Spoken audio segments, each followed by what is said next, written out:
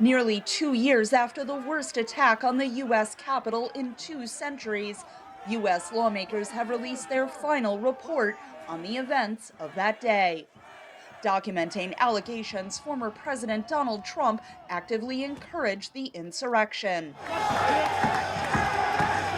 For 187 minutes, he actively disregarded his constitutional obligation to take care that the laws are faithfully executed. As we've established through months of investigation, that is because the mob wanted what President Trump wanted, to impede the peaceful transition of power.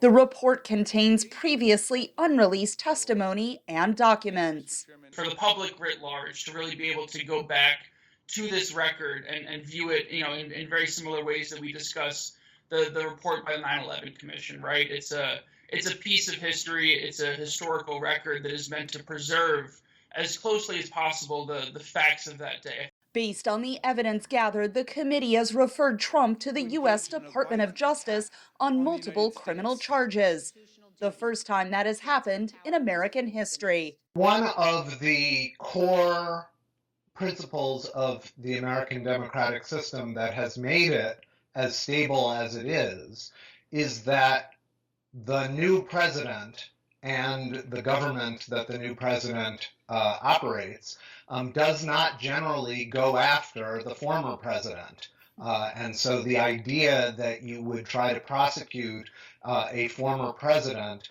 is really unknown in American history.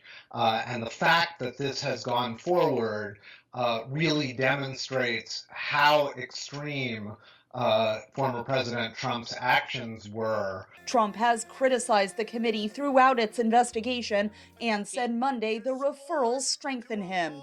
We need angry patriots to fill the House, guys. Come on, let's go. More than 930 individuals have faced prosecution for their involvement in the attack, and while the report documents many expressing regret for their involvement, extremist analysts say those movements are still gathering strength. What you see from the Oath Keepers organization and the Proud Boys today are organizations that are more steeped than ever in their conspiracy theories and in their views around the events of January 6th, more specifically. The report also documents numerous failures by law enforcement and intelligence agencies to anticipate the threat posed by domestic extremists.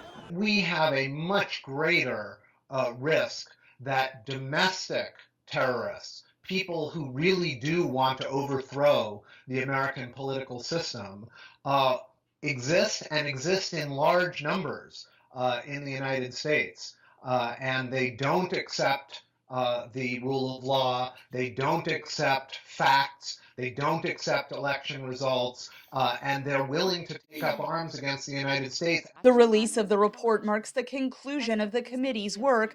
The U.S. Justice Department is conducting its own investigation into the events of January 6th.